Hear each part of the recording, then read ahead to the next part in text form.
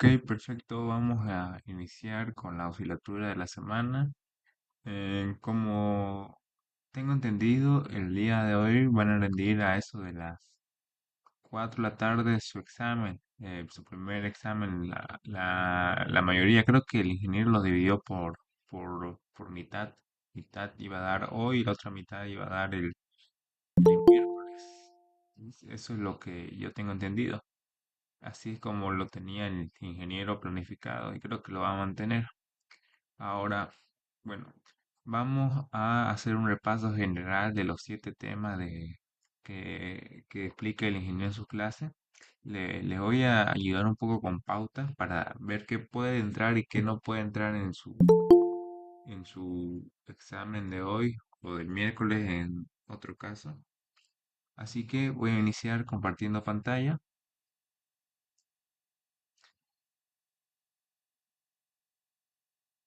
Me avisan si se ve, se ve. Sí, ya. Perfecto, se ve. Ok, entonces vamos vamos a hablar del primer tema. Acá tengo la diapositiva del ingeniero.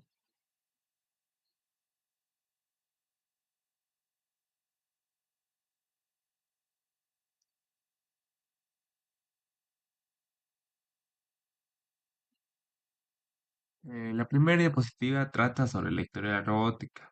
Les voy a ser francos en este aspecto. Este tema no entró en mi examen cuando yo estaba en semestre. En semestre no metió nada de este tema. Eso primeramente. Pero si quieren pueden estudiarlos. Yo no les digo de que no lo estudien, yo les aconsejo que estudien porque uno no puede predecir el futuro. Por ahí, esta ocasión, si el ingeniero sí toma en cuenta este tema. Este tema más es introductorio. Introductorio cuenta más sobre la historia de la robótica. Por ejemplo, ¿cuál es el origen de la robótica? Bueno, el origen de la robótica está, está asimilado hacia miles de años atrás cuando se empezaron a crear los primeros autómatas y los primeros mecanismos automáticos, o sea, mecanismos que ayudaban a simplificar tareas que en otro caso serían más complejas para un ser humano. Por ejemplo, aquí inicia la historia de la robótica con la antigüedad y la era clásica. Los antiguos egipcios, cerca del año 1500 a.C., los egipcios ya estaban interesados en crear mecanismos automáticos, lo que les decía. Los autómatas más antiguos que se conocen eran objetos mecánicos, como los cajones de agua que tenían mecanismos simples para expresar agua en intervalos regulares. La robótica se inicia desde acá, desde años antes de Cristo, con el ingenio humano. El ingenio humano por crear diferentes mecanismos que automatizaban tareas. En parte la robótica trata de eso mismo, de crear, en este caso, robots que ayuden a automatizar tareas humanas. Ese es uno de sus objetivos de la robótica. Después, desde épocas remotas, el ser humano ha buscado construir máquinas que imitan el funcionamiento del cuerpo humano y sus partes. En los tiempos antiguos, los griegos construyeron estatuas que operaban con sistemas hidráulicos en los cuales se utilizaban para fascinar los adoradores de los templos. Principalmente hacían estos mecanismos en su tiempo por dos razones: para facilitar algunas tareas y también lo usaban para servir o adorar a sus dioses en esa época. Después tenemos acá la Grecia clásica. Acá se creó el- bueno, diferentes máquinas automáticas. Uno de los encargados y de los primeros inventores fue este señor, Herón de Alejandría. Fue uno de los primeros inventores y fue conocido por sus autómatas, por crear esas máquinas que automatizaban tareas. Acá dice, incluían modelos de máquinas que utilizaban sistemas hidráulicos y de vapor para realizar tareas automáticas. Herón construyó dispositivos como un teatro automático, que más o menos se ve así, y una paloma de madera que podía volar. Ahí está. Así está el teatro automático y acá está la paloma de madera. Esos eran inventos en esta época. Ellos creaban este tipo de sistemas autómatas, estos mecanismos automáticos, más que todo para el entretenimiento. Más que todo hacían eso, para entretenerse. Después, en los mecanismos medievales del siglo V al siglo XV. Durante la Edad Media se desarrollaron mecanismos complejos para relojes y juguetes mecánicos. Ahí ya vemos que ya tienen otra utilidad. Se utilizaban para los relojes y para juguetes mecánicos, así como los que se ven acá. Estos dispositivos eran esencialmente autómatas que, aunque rudimentarios, mostraban interés continuo en la creación de máquinas y que replicaran acciones humanas. Después tenemos el Renacimiento y la Revolución Industrial. Aquí ya se da un gran paso. El Renacimiento, siglo XVI. Leonardo da Vinci diseñó varios autómatas, incluyendo un caballero mecánico y un león que puede moverse. Para los que no sepan, este señor, Leonardo da Vinci, es uno de los mayores inventores en su tiempo, en su época. Obviamente, en la historia hubieron inventores que diseñaron mejores, mejores máquinas, mejores mecanismos, pero en su época este señor hizo grandes revoluciones. Por ejemplo, como ahí dice, creó un caballero mecánico y un león que puede moverse. También tenía otros inventos revolucionarios para su época, que pueden investigarlo. Después, ¿qué más dice? Aunque muchos de sus diseños no fueron construidos durante su vida, sus ideas influyeron en el posterior desarrollo de la robótica. Por ejemplo, ahí está. Uno de sus mayores inventos era un dispositivo que permitía al humano volar. Era un prototipo. Como les decía, era un adelantado a su época. Después tenemos lo que es el Renacimiento y la Revolución Industrial. Revolución Industrial del siglo XVIII al siglo XIX. Un gato. Vamos a entrar.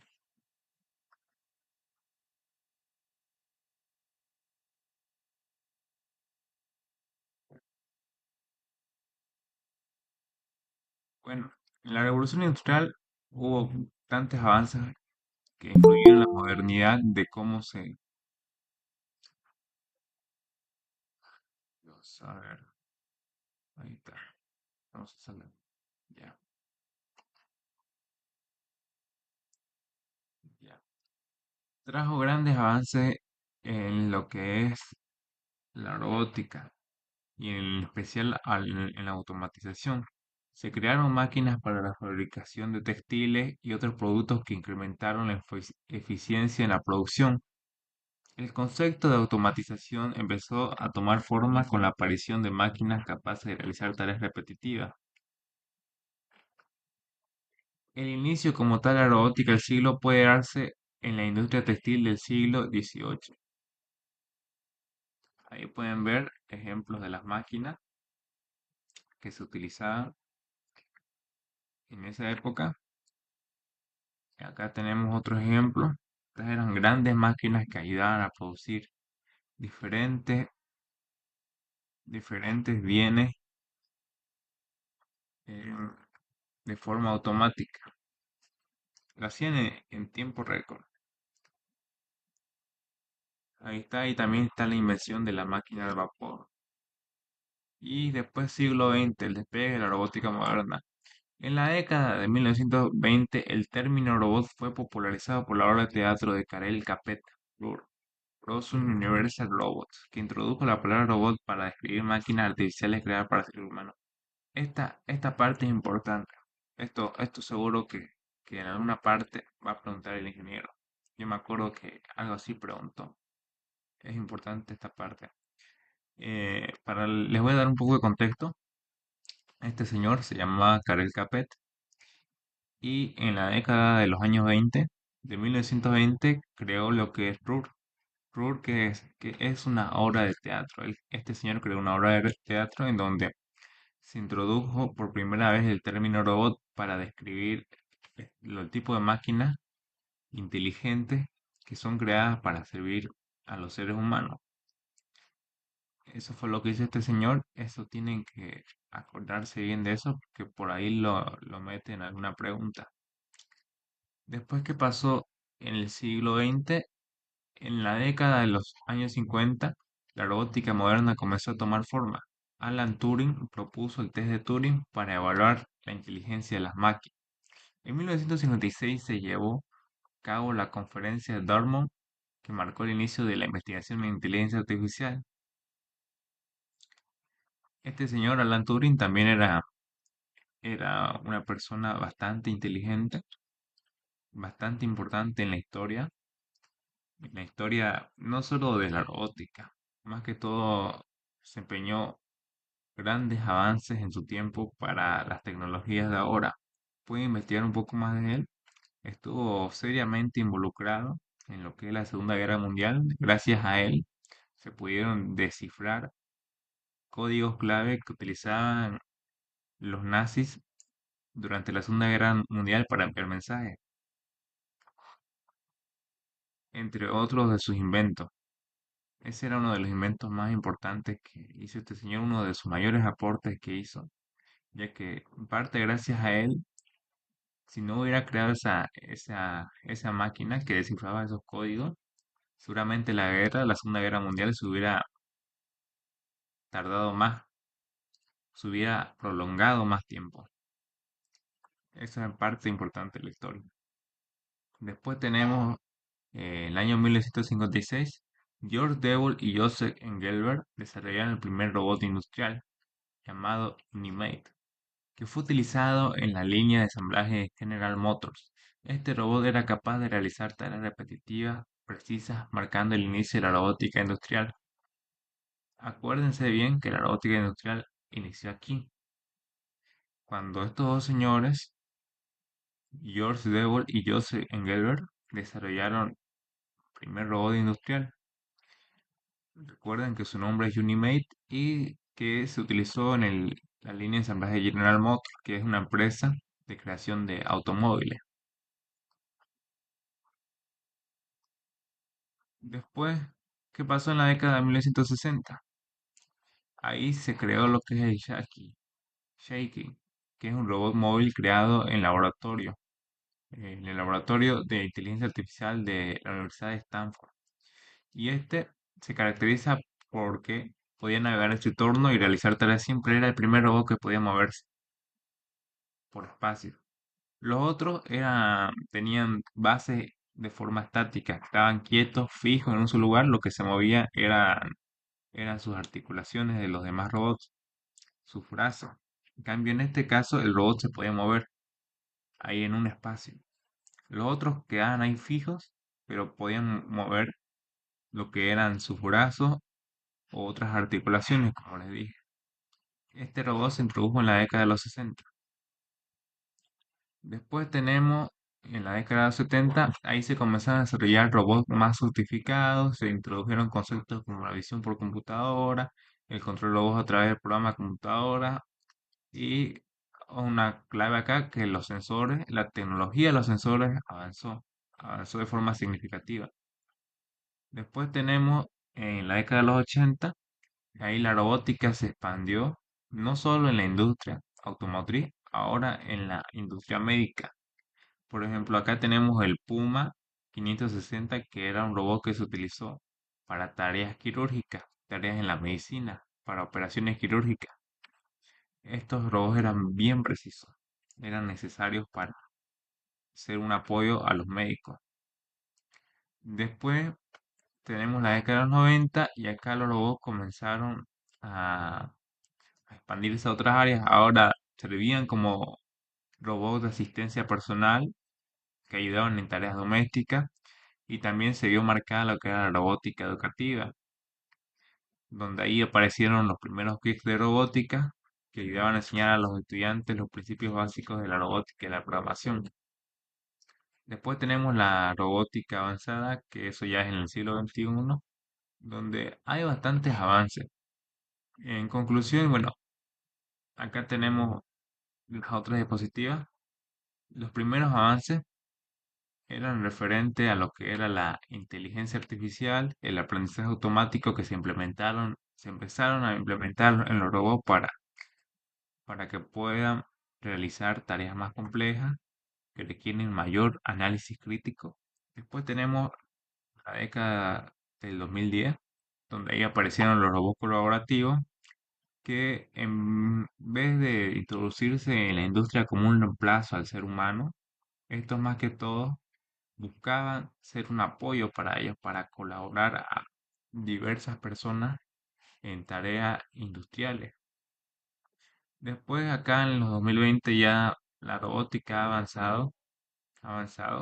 Ya tenemos lo que es la robótica blanda, que son robots más avanzados que utilizan materiales que simulan lo que es la estructura de la piel humana. También autónomos para el hogar, la industria y también robótica biomimética. ¿Qué es Esto puede ser pregunta de examen, robótica biomimética. Es la robótica bueno,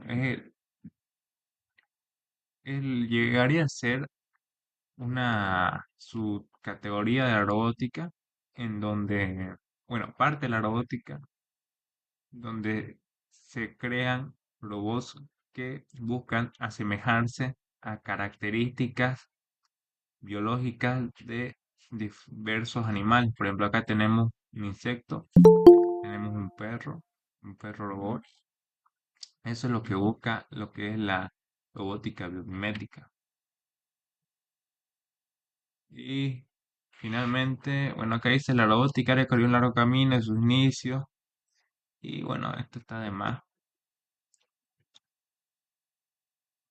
Y bueno, eso es la de primera diapositiva. Ahora vamos con la otra diapositiva. ¿Dónde está?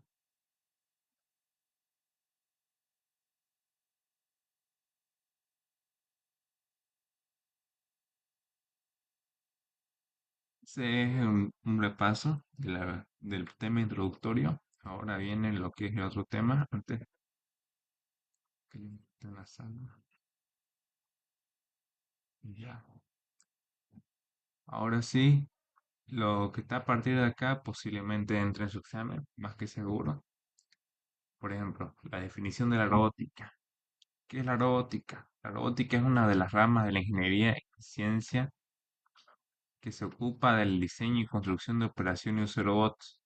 Los robots son máquinas programables capaces de realizar tareas de manera automática. A mí me gusta más el segundo concepto. Bueno, el segundo concepto es más referente a qué son los robots. Si les preguntan qué son los robots, ahí está la clave. Los robots son máquinas programables capaces de realizar tareas de manera automática. Tareas.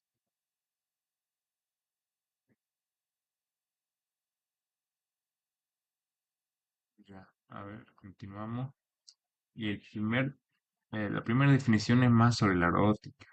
Sobre qué es la robótica. Después, ¿qué otro tema, qué otra cosa podría preguntar? También estos objetivos de la robótica. Por ejemplo, los objetivos son los que están acá, o también lo que dice en el texto. Mayormente básense en lo que dice el texto. Acá dice automatizar tareas repetitivas. Esa es una de sus tareas. Realizar tareas en entornos peligrosos. Eso también, en entornos peligrosos donde los humanos pueden correr algún tipo de riesgo, ahí es donde entra la robótica. Después mejorar la eficiencia y precisión en diversas aplicaciones. Eso también. Después definición y conceptos de los componentes de un robot. Sus componentes son el hardware. Y bueno, el hardware es lo que abarca todo. Toda la parte física del hardware. Ahí incluye lo que son los actuadores, que son los músculos del robot, los motores. Tenemos los sensores. Los sensores son como los sentidos del robot le permiten recolectar diversa información, trabajar con esa información para tomar decisiones. Las decisiones lo toma el controlador. Acá es donde se almacena todos los datos del robot, todo, y es principalmente el que realiza las decisiones. Acá se programa el robot para que haga ciertas cosas, para que tome ciertas decisiones, haga ciertos movimientos, trabaje con diversos datos y la estructura que viene a ser el chasis. Todo esto, toda la parte ahí transparente es el chasis. Sería el cuerpo del robot. Acá tenemos los actuadores. Estos permiten al robot moverse y realizar acciones, motor y servomecanismo. Eso es lo que le decía. Después los sensores, como le decía, eran como los sentidos para un robot. Esos serían los sensores, son como los sentidos de nosotros. Nosotros, por ejemplo, el sentido de la vista nos permite ver la distancia, nos permite también medir lo que es una distancia, el sentido del tacto también, de poder sentir. Así es, los sensores para el robot. Después tenemos acá componentes robot, controlador, como le dije, el cerebro del robot, que procesa información de los sensores y controla los actuadores. Este término es clave. Procesa la información de los sensores. Acá llega la información que emiten los sensores. Pueden ser datos, digamos, de una distancia. Una distancia podría ser. Y dependiendo de a qué distancia está el robot, puede tomar una decisión controlando los actuadores, diciendo se va a mover para la izquierda, para la derecha, dependiendo en dónde encuentre un obstáculo. Más o menos usen esa metáfora. Después tenemos la estructura. Es la parte física del robot que incluye el chasis y los brazos y proporciona soporte y movilidad. Como le dije, el cuerpo del robot, lo que es la estructura. Y después tenemos diferentes robots industriales, de servicios, móviles, médicos. Esto puede ser pregunta. Esto entra como pregunta. ¿Qué es los robots industriales, de servicios, móviles, médicos? Si pregunta cuáles son los tipos de robots, dicen esto. Estos son los tipos de robots que hay. Tenemos los robots industriales utilizados en fábricas para tareas como ensamblaje, soldadura, pintura. Estos robots se utilizan en fábricas, hacen diversas tareas como les mencioné acá. Como les había dicho, el primer robot industrial que se creó para una empresa automotriz, para General Motors, donde cumplía tareas así. Actualmente estos son robots más avanzados que se utilizan para grandes industrias modernas. Acá tenemos ahora los robots de servicio. Estos son diseñados para asistir a los humanos en tareas diarias. Ejemplos incluyen aspiradoras robóticas y robots de compañía. Existen robots que, bueno, acá en la robótica de servicio existen dos robots los que cumplen tareas, así como en este caso este robot que cumple las tareas de limpieza dentro del hogar. Y hay algunos robots que solo sirven para compañía, para acompañar a los seres humanos. Acá tenemos los tipos de robots móviles.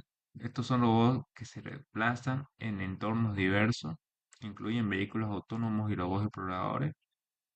Después tenemos robots médicos utilizados en el ámbito de la medicina para cirugías asistidas por robot y rehabilitación.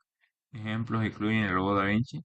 El robot Da Vinci es uno de los robots médicos de la actualidad. Esta puede ser pregunta del examen. Esto es un robot más moderno.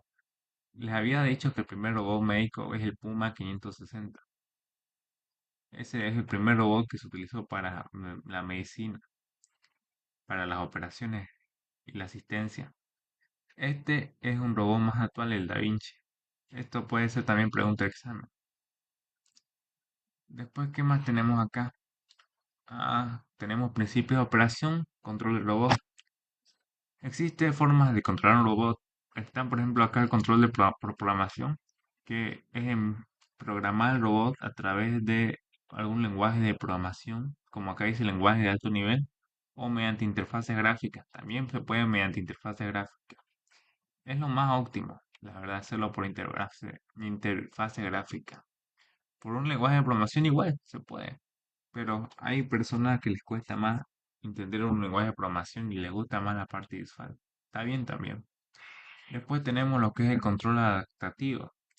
¿Qué significa esto? Que los robots ajustan bueno, que ajustan su comportamiento en función de los cambios del entorno.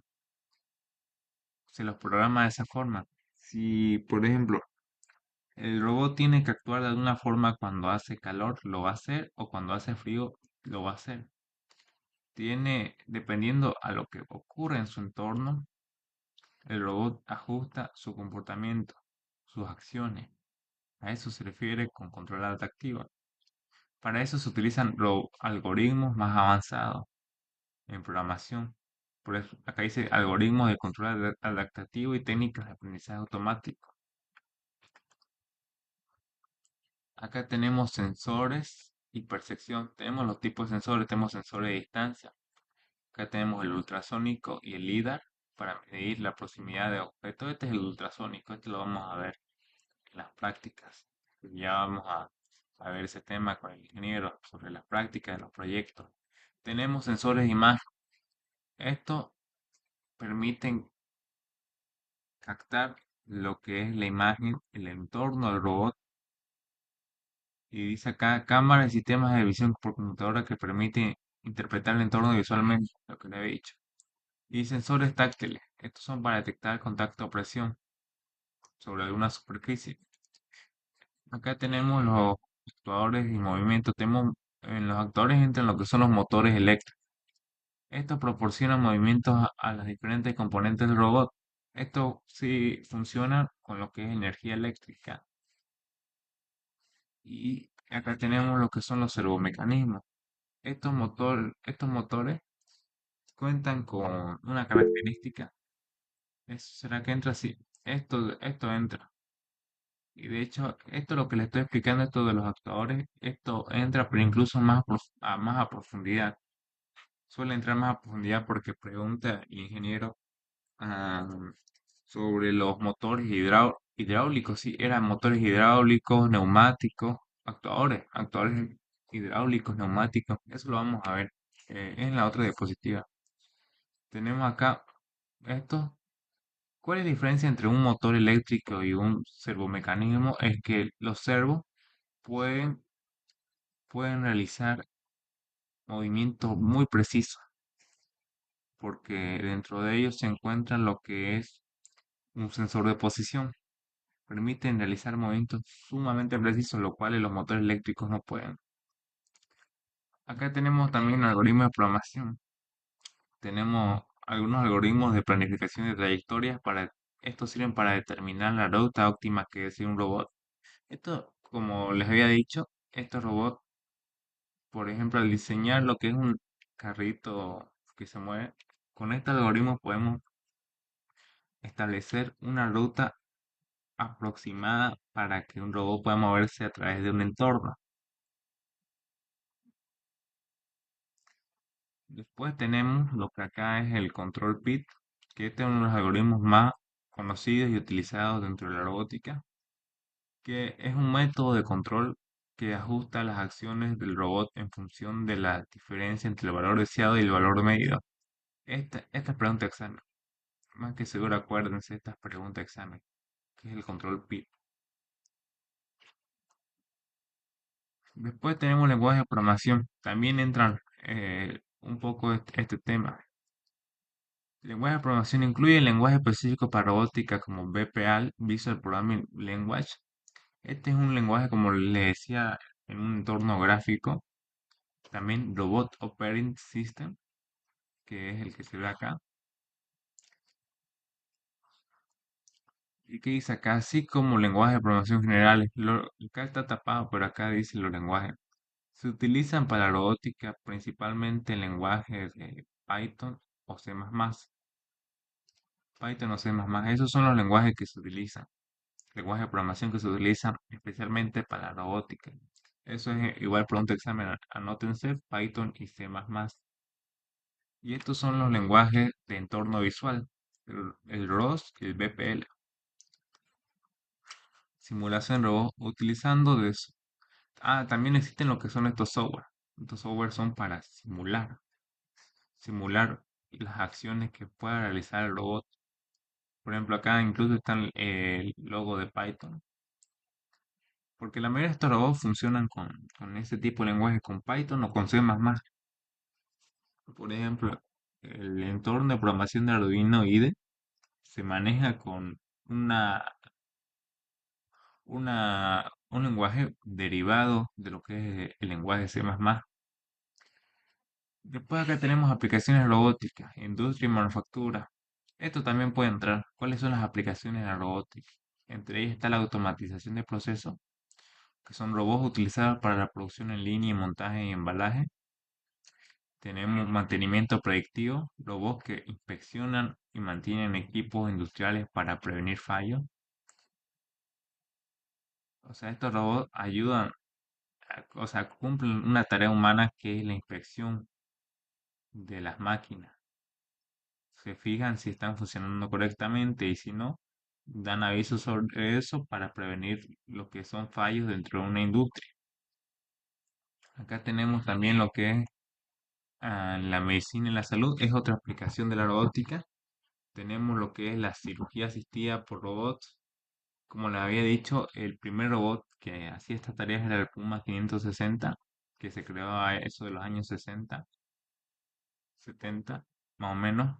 Y estos robots permiten procedimientos quirúrgicos con alta precisión. Son necesariamente tienen que ser, estos robots tienen que utilizar mecanismos bien precisos, bien precisos porque están operando a una persona. Tienen que tener la precisión que tiene un médico para operar a una persona y no tienen que cometer ningún tipo de fallo.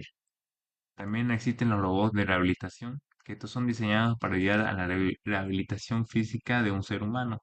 Estos robots, por ejemplo, de rehabilitación, ayudan a darle de nuevo la movilidad a un ser humano que pudo haber sufrido algún tipo de accidente.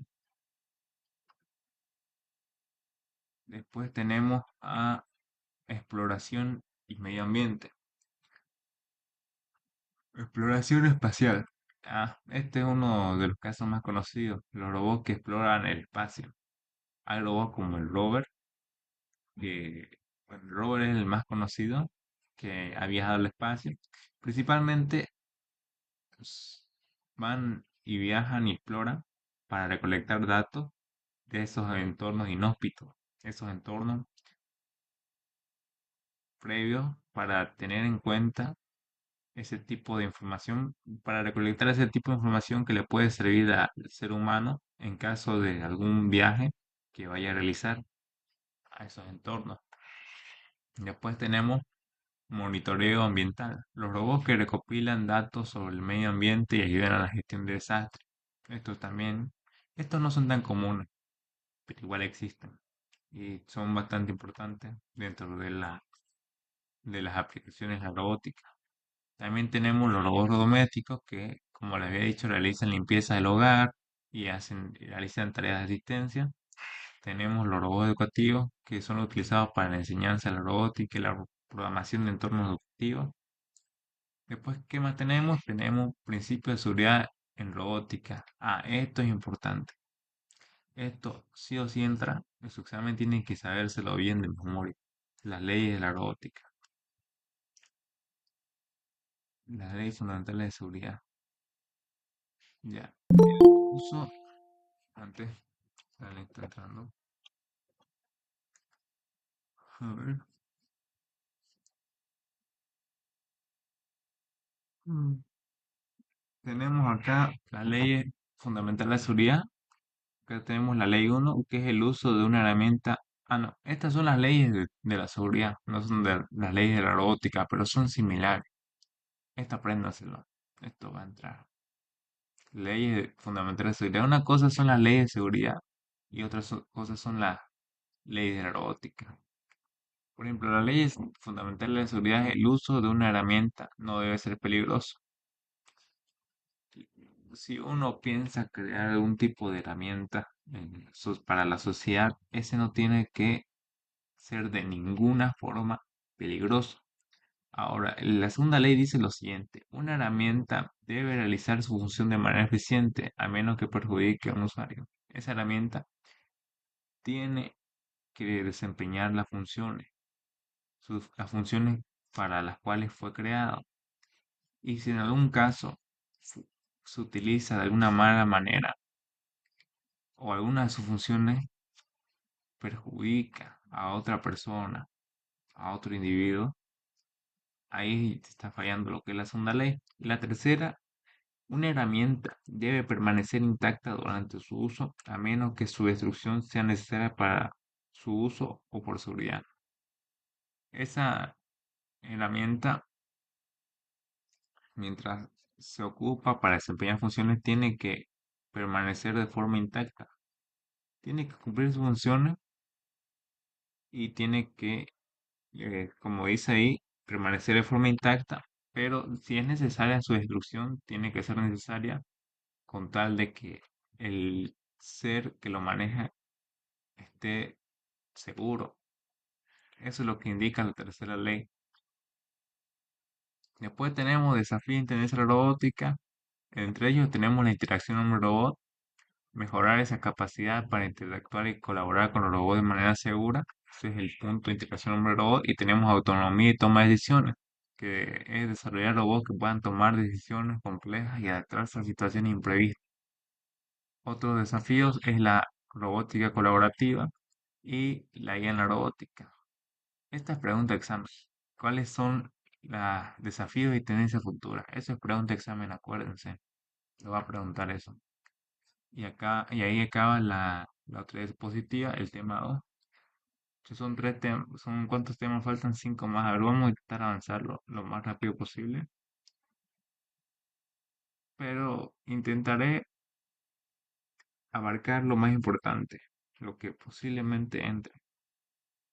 Actuadores en robótica. Aquí es donde se ve el tema de los motores. Tenemos la definición. Una pregunta de examen es ¿qué son los actuadores? Eso se fija que va a entrar. La parte del robot también es otra pregunta. Los actuadores son componentes fundamentales en cualquier sistema robótico, ya que son los encargados de convertir la energía en movimiento. Actúan como los músculos del robot, permitiéndole realizar tareas físicas. Como les había dicho, estos permiten generar movimiento en el robot, permiten que estos puedan tener movilidad. Eso es lo que hacen estos. Y acá tenemos los tipos de actores, como les había dicho, tenemos los neumáticos, eléctricos, hidráulicos, rotatorios, lineales. Y si se compone un actuador, se compone con imanes, se compone con un rotor, que es el que gira, el eje, el colector. Pero esto de las partes del actuador no entra. Yo que me acuerdo no entra. Los tipos de actuadores igual entra. Tenemos los eléctricos, que a grandes rasgos les voy a decir, los eléctricos funcionan con energía eléctrica, como dice su nombre. Estos permiten que la energía eléctrica se convierta en energía mecánica, en movimiento. Eso es lo que hacen estos actuadores. Los actuadores neumáticos hacen, bueno, transforman lo que es la energía a través de la presión. Sí, era energía de presión a energía mecánica. Estos transforman los hidráulicos, transforman la energía hidráulica, la energía que es proporcionada por la fuerza del agua a movimiento entre un motor. Los actores piezoeléctricos, lo que hacen estos actores de aquí, estos son actuadores más precisos, o sea, son motores que le dan muy buena precisión a lo que es el robot. Y tenemos los actores de materiales inteligentes, que estos utilizan otro tipo de materiales que son utilizados entre la robótica moderna. A ver, acá tenemos actores eléctricos, tenemos dos tipos, los motores de DC, corriente continua. Yo les había explicado que existen los motores de DC, los motores de paso, eso les había mandado un video. Estos, estos motores acá convierten la corriente directa DC en movimiento rotatorio. Son ideales para aplicaciones que requieren un control preciso de velocidad. Otra cosa que aclararles, todo esto de acá, todos estos conceptos son importantes saberlo. Y más que seguro entran al examen. Como les había dicho, el examen es larguísimo. Larguísimo. Cuentan como 10 preguntas, pero cada pregunta tiene sus incisos. O sea, no es que es encerrar incisos, sino cada inciso es una pregunta diferente. O sea, me refiero a 10 preguntas a las que son 10 subtítulos. 10 subtítulos, y cada subtítulo tiene como 4 o 3 preguntas, dependiendo. y creo que es solo una hora para el examen. Tenemos motores de paso, stepper motors. Estos se mueven en pasos discretos, lo que permiten un control muy preciso de la posición. Y son comunes en impresoras 3D y máquinas CNC, control numérico computarizado. Estos motores son ideales para, por ejemplo, lo que eran las máquinas 3D, de impresión 3D, ya que estos pueden saber en qué posición se encuentran. En cambio, estos motores, los motores solamente giran, giran, pero no saben, no tienen idea en qué posición se encuentran. Mientras más voltaje se le dé a estos motores, con más potencia van a girar. Después tenemos acá los que actuadores eléctricos, los servomotores. Estos son importantes y esto es una pregunta igual. ¿Qué son los servomotores? Combinan un motor, un sensor de posición y un controlador en un solo dispositivo. Esas tres cosas se componen lo que es un servomotor. Estos tienen un control preciso de posición y velocidad. Y estos son importantes para hacer los brazos robóticos, ya que permiten mover diferentes partes de un robot en ángulos que son predefinidos. Después tenemos motores lineales. Estos, en lugar de producir rotación, estos motores generan movimiento lineal directamente. Lineal se refiere a que se mueven solamente en la línea recta, una línea recta. Sería un movimiento así. Por ejemplo, hay motores que hacen este tipo de movimiento rotacional. Por ejemplo, los servomotores son eso, hacen movimientos rotacionales pero precisos, por ángulo. Estos motores generan movimiento lineal directamente, son usados en sistemas de transporte y en automatización industrial.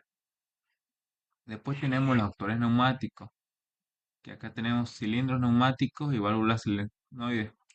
¿Qué son los actuadores neumáticos? Estos son actuadores que utilizan el aire comprimido para generar movimiento. Ah, ya. Utilizan compresión del aire para generar movimiento. Estos son económicos y robustos, ideales para ambientes industriales donde la resistencia al polvo y la humedad es crucial. Estos son actuadores bastante resistentes que se utilizan para maquinaria industriales, maquinarias pesadas. Después tenemos los hidráulicos. Esto, la tarea principal de esto es utilizar fluidos hidráulicos para generar movimiento, como les había dicho, la fuerza del agua para hacer ese tipo de movimiento. Acá tenemos ejemplos. Estos son los cilindros hidráulicos y acá tenemos los motores hidráulicos. Los motores hidráulicos generan movimiento rotatorio y estos, los cilindros, generan movimiento lineal. Esa es la diferencia. Estos se mueven así y estos de forma lineal. Estos actuadores hidráulicos ofrecen mayor fuerza comparada con los neumáticos y son utilizados en aplicaciones donde se necesita mucha potencia. Por ejemplo, grúas excavadoras. Ahí es donde se ocupa principalmente esto. Esto tiene una gran potencia, una gran fuerza.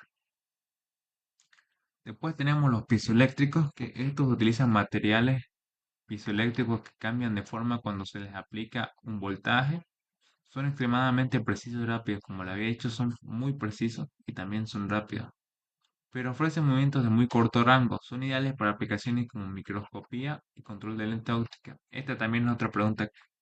¿Qué son los actuales piezoeléctricos? ¿Cuál es su función? Su función o aplicación son la microscopía y control de lentes ópticas.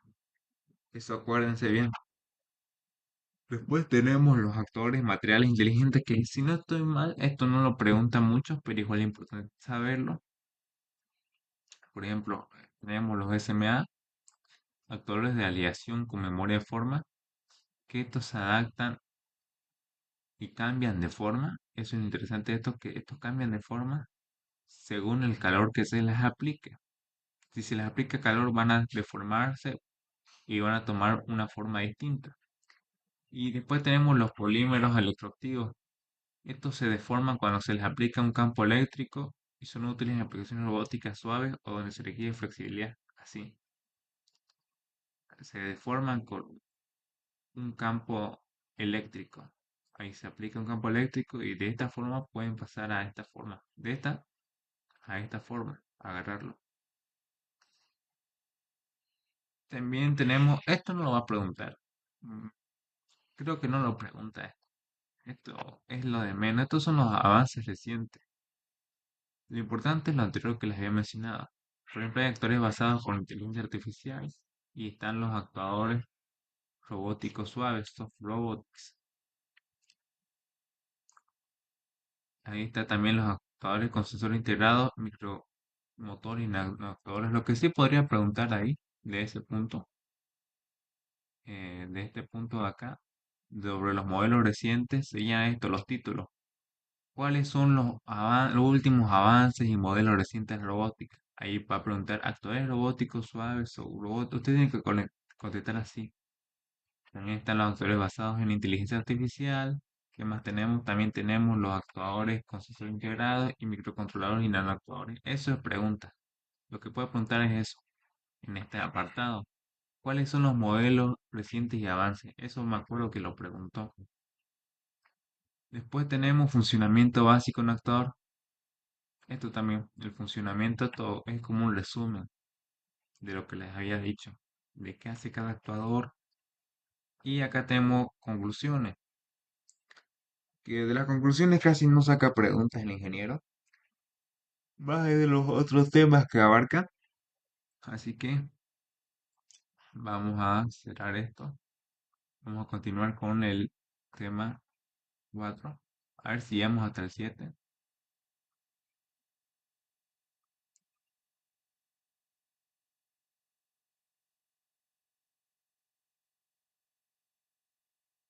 Tenemos el tema 4 que es sensores en robótica. Acá tenemos lo que son los sensores de distancia. Estos son los tipos de sensores. Seguramente el ingeniero le va a decir mencione 5 tipos de sensores. Ustedes tienen que mencionar 5 de esos, solo mencionarlos. Sensor de distancia, imagen, proximidad, tanto, tanto. Esa es una pregunta.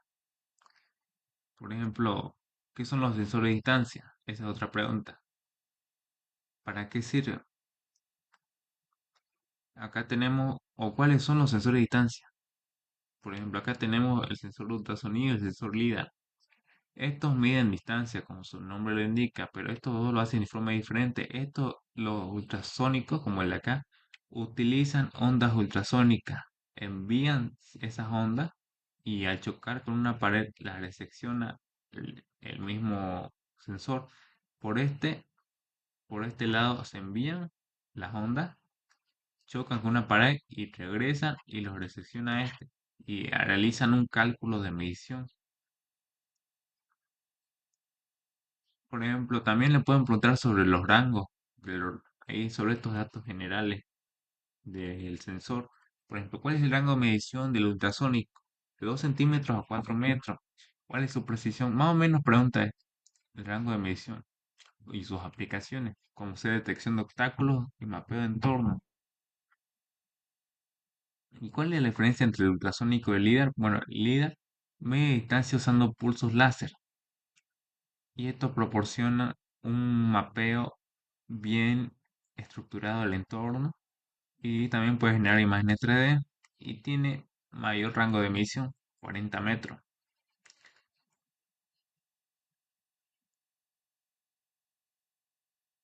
Después tenemos sensores de imagen, tenemos cámaras de visión artificial y acá hay cámaras térmicas. Esto utiliza otro tipo de mecanismo, utiliza mecanismos ópticos para capturar imágenes. ¿Y qué se hacen con esas imágenes? Bueno, con esas imágenes se realizan análisis con algoritmos de procesamiento de imágenes y estas utilizan el calor. Las termográficas utilizan la radiación térmica o el calor emitido para detección de imágenes debido al cambio de variación de temperatura.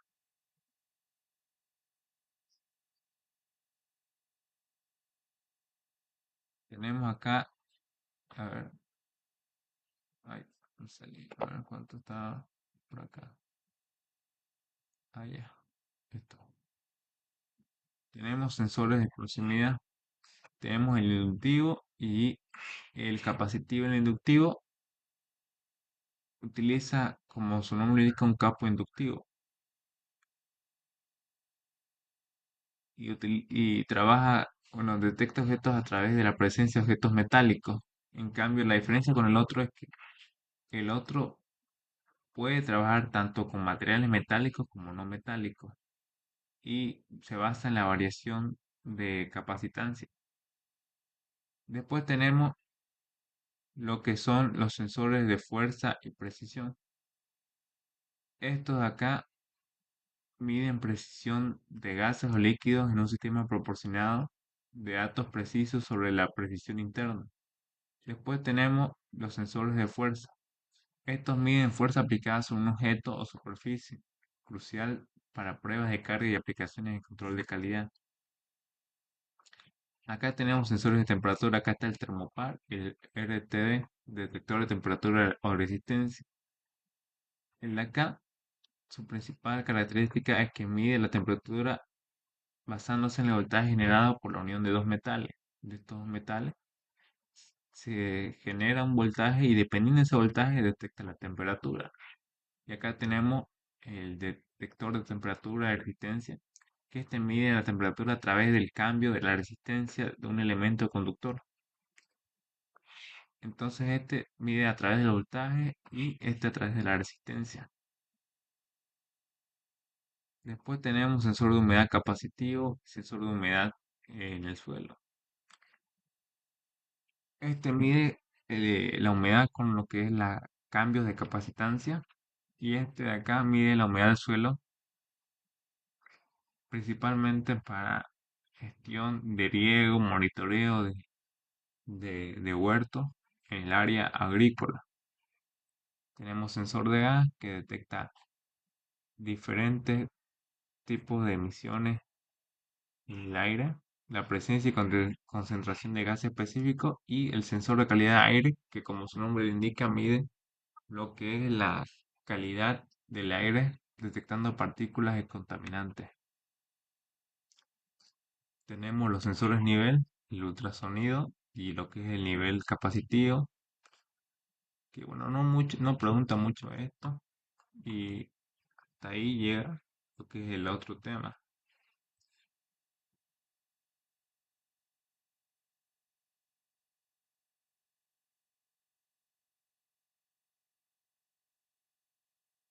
A ver, vamos a controladores.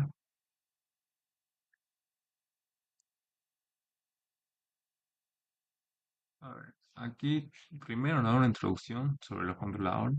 No, no importa mucho esto. Hay una breve introducción y ahí nos habla de los controladores aquí, tipo de controladores. Aquí es donde pueden entrar las preguntas. Por ejemplo, ¿qué es un controlador de lazo abierto? Esa es una pregunta que puede realizar. Un lazo cerrado, los híbridos, los sensores, actuadores. Bueno, los sensores y los actuadores no se consideran como componentes de los controladores, pero no sé por qué en la diapositiva lo pone así. Los sensores y actuadores son diferentes a los controladores. Después, procesador de control. Esto sí entra dentro de lo que son los controladores. Los robots industriales, esto ya lo habíamos visto. Más que todo, esta diapositiva es como un repaso de varias cosas. No, muchas de estas cosas ya las vimos, no es necesario volverlas a repetir. De aquí, de esta diapositiva del tema 5 no le veo mucho provecho que se le pueda sacar, porque ya de la mayoría de los conceptos ya lo vimos. Lo que sí pueden intentar estudiar es un poco de esto, las primeras hasta acá, controladores híbridos de acá. Hasta ahí pueden llegar a estudiar. Lo demás ya es un repaso de lo que hemos visto en las anteriores diapositivas. Así que vamos a ver la otra.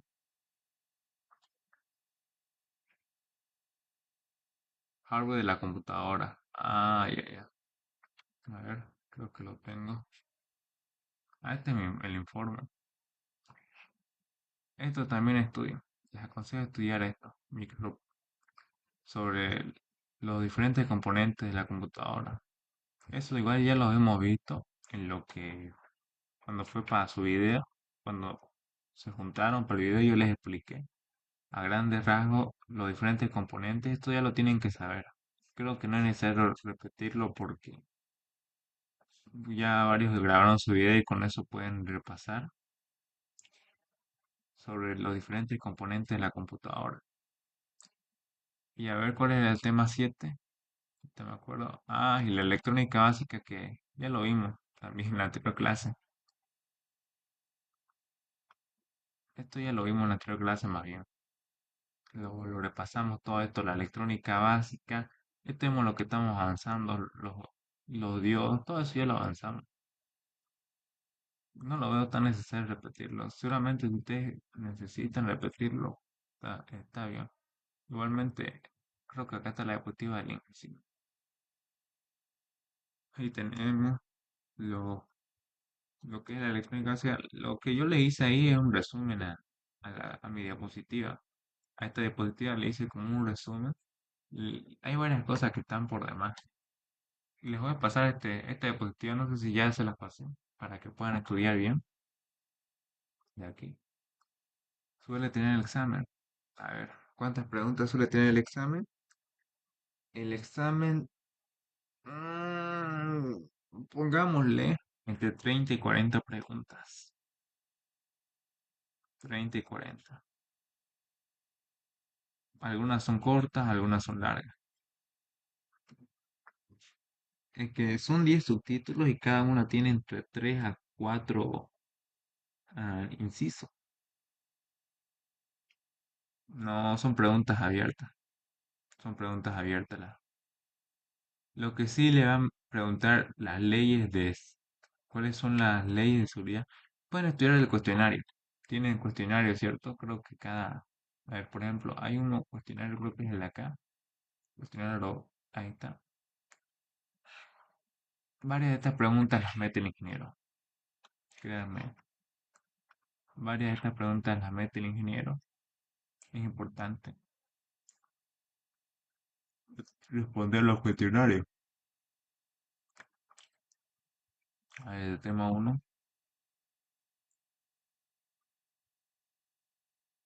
Es importante todas estas preguntas. Así que repasen también de los cuestionarios, que es importante. A ver, ¿no? Sí. Repasen de los cuestionarios también y les aconsejo eso para que les vaya bien en su examen. A ver qué otra pregunta hicieron. Ah, ¿Tienen alguna pregunta, duda sobre su examen o algo así? Ahorita voy a contestarle preguntas sobre el examen, si es que tienen dudas, preguntas o no.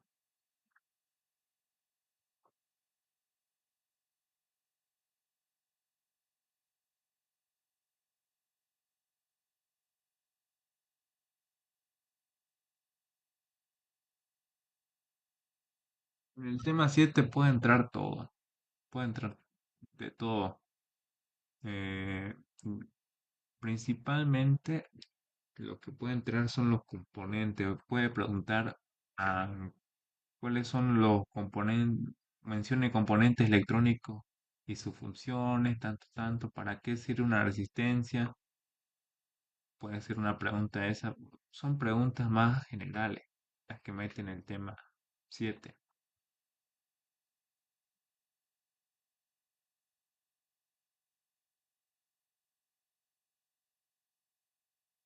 Eso sí, algo que les tengo que mencionar es que en mi semestre, hasta el tema 8 creo que avanzamos. Bueno, no avanzamos, pero el ingeniero nos pide estudiar nosotros el tema 8. No sé si a ustedes le dijo algo así. El tema 8 es sobre el Arduino. No sé si le mencionó sobre eso el ingeniero o nada. Sobre el Arduino, sus pines. A nosotros nos preguntó bien eso, ¿no? Ahí entonces no creo que les pregunte. Bueno, igual clarito va a ser si les pregunta o no. Pero eso fue una pregunta que nos hizo a nosotros. Nos hizo preguntas sobre el Arduino, sus pines, para qué sirve tal pin, tal pin.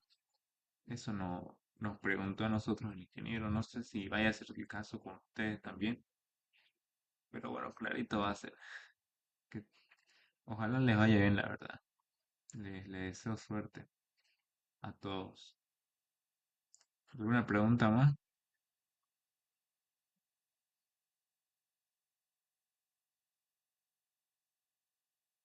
¿Pregunta, duda?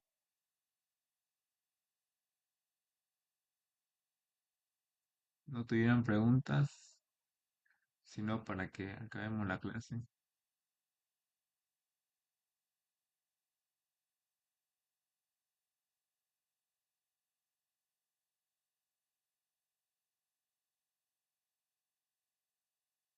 Bueno, entonces finalizamos la clase.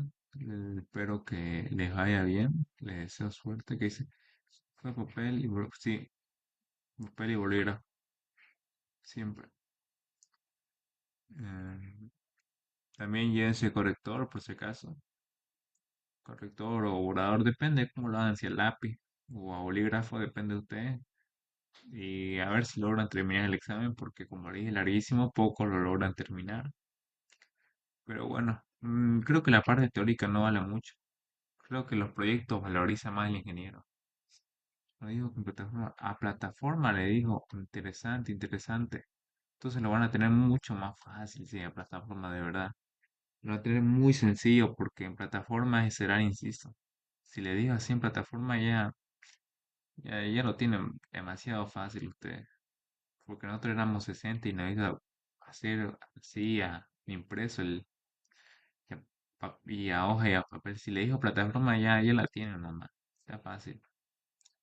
Pero bueno, ¿alguna otra cosa?